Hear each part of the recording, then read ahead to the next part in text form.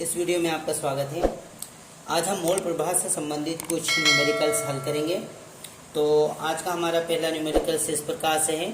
6 gram urea 180 ग्राम जल में विलेय है। यूरिया का मोल प्रभाज क्या होगा? तो यूरिया का मोल प्रभाज ज्ञात करना है। कितने ग्राम दिया है? 6 ग्राम यूरिया 180 ग्राम जल में विलेय है। तो यूरिया का मोल प्रभाज क्या होगा? आइए इस न्यूमेरिकल्स को हम हल करते हैं। तो हमें ज्ञात करना है यूरिया का मोल प्रभाज। हल ज्ञात करना है हमें यूरिया का मोल प्रभाज। यूरिया का मोल प्रभाज, यूरिया का मोल प्रभाज या मोल अंश या मोल भिन्नांक कुछ भी कह सकते हैं। हम यूरिया को XB माने तो XB बराबर NB upon Na plus NB ज्ञात करना है हमें यूरिया का मोल प्रभाज। तो सबसे पहले हम यूरिया के मोलों की संख्या निकालेंगे। तो इस प्रकार से लिख सकते हैं, जहां यूरिया के मोलों की संख्या, यूरिया के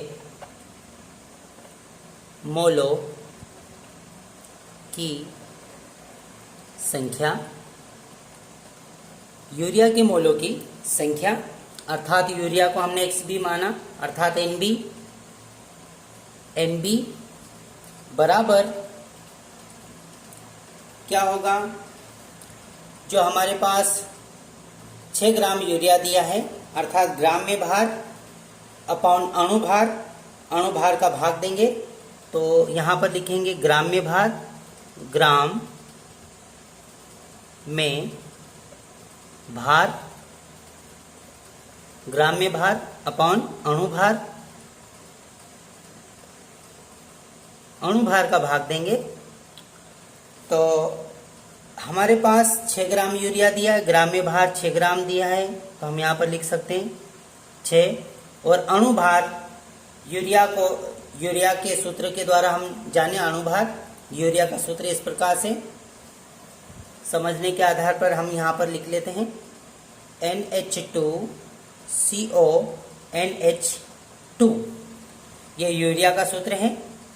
नाइट्रोजन का द्रव्यमान 14, हाइड्रोजन का 1, यहाँ पर 2 हाइड्रोजन है, 2 हाइड्रोजन का द्रव्यमान 2, प्लस कार्बन का 12, प्लस ऑक्सीजन का 16, प्लस पुनः नाइट्रोजन का 14, प्लस 2 हाइड्रोजन के 2।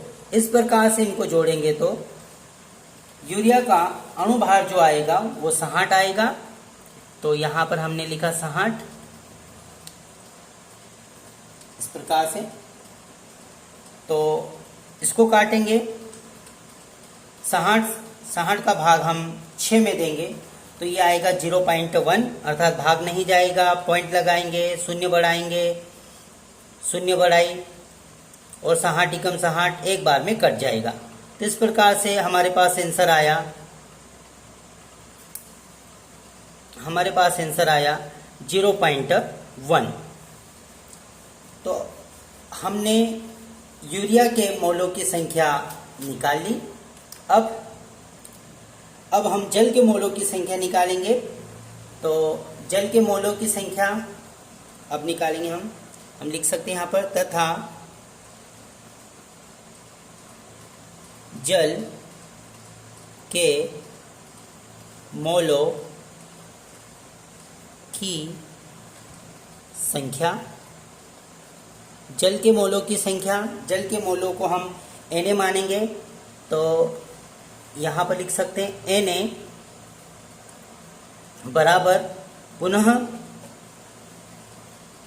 इसको हमने Nb माना, इसको हमने Na माना।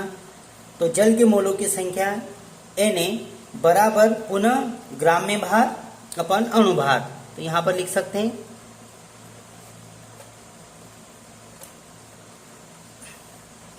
जल का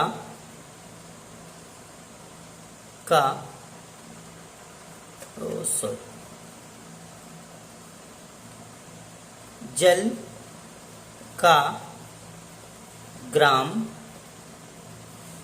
में भार, जल का ग्राम में भार अपॉन अणुभार।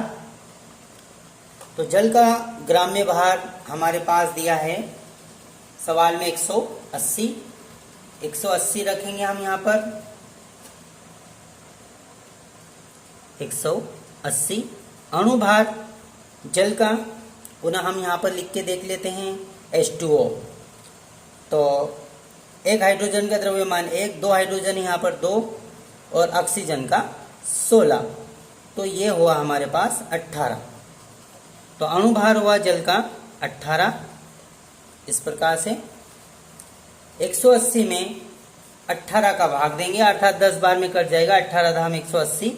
तो यहाँ पर जल के मोलों की संख्या है हमारे पास 10। तो लिख सकते हैं बराबर 10। अब हमने जल के मोलों की संख्या निकाली। जल के मोलों की संख्या 10 और यूरिया के मोलों की संख्या 0.1। अब हम उपरोक्त सूत्र में पुनः यूरिया का मोल प्रवाह ज्ञात करेंगे। तो उपरोक्त सूत्र में ये मान रखेंगे। तो हमारे पास Nb आया 0.1 और Na आया 10। इस प्रकार से तो पुनः मान रखेंगे यहाँ पर XB बराबर Nb upon Na plus Nb बराबर, यहाँ से हम हल कर रहे हैं। तो Nb आया हमारे पास, Nb का मान 0.1 इस प्रकार से, और Na का मान आया 10 प्लस Nb का मान आया 0.1। दोनों को जोड़ेंगे तो ये हो जाएगा 10 इसको थोड़ा नीचे लिख लेते हैं हम। दोनों को जोड़ेंगे तो ये हो जाएगा 10.1 और ये हो जाएगा 0.1। अब 0.1 में 10 पॉइंट इस प्रकार से 0.1 में 10.1 का भाग देंगे। तो भाग देने पर हम पुनः भाग को इधर की साइड में करके देख लेते हैं किस प्रकार से। यह हमने लिया यहाँ पर 0.1 और ये लिया हमने 10.1। इसको सरल तरीके से इस प्रकार से देख लेते हैं। हम पॉइंट से पॉइंट्स को हटा देंगे इस प्रकार से, पॉइंट के बाद में एक संख्या, पॉइंट के बाद में एक संख्या, अतः हम इसे 1 मानेंगे और इसे 101 मानेंगे। तो हम 1 में 101 का भाग देंगे, 101 का भाग नहीं जाएगा, पॉइंट लगाएंगे, शून्य बढ़ाएंगे। इसको इस प्रकार से देख सकते हैं, पॉइंट लगाएंगे, शून्य बढ़ाएंगे, नहीं जाएगा, फिर शून्य बढ़ाएंगे, यहाँ पर शून्य बढ़ाएंगे तो भी नहीं जाएगा। अब इसको हम और आगे बढ़ा लेते हैं, 1 शून्य और बढ़ाएंगे, यहाँ पर 1 शून्य और बढ़ाएंगे। इस प्रकार से ये हो गई संख्या 1000 और ये हो गई 101।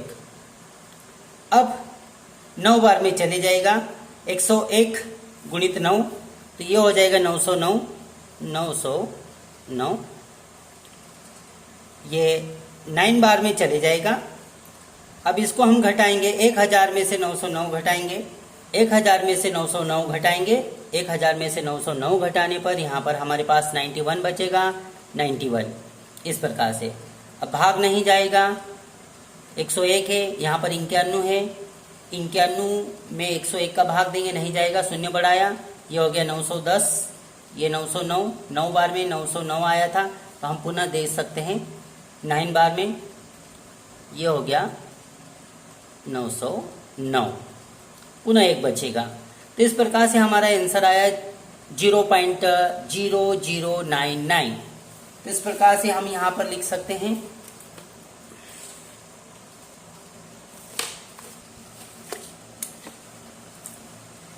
0.1 में 10.1 का भाग दिया।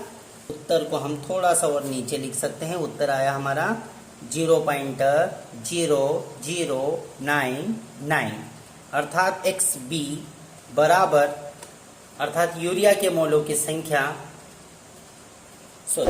यूरिया का मोल प्रभाज, मोलों की संख्या नहीं, यूरिया का मोल प्रभाज XB बराबर 0.0099 आया। धन्यवाद।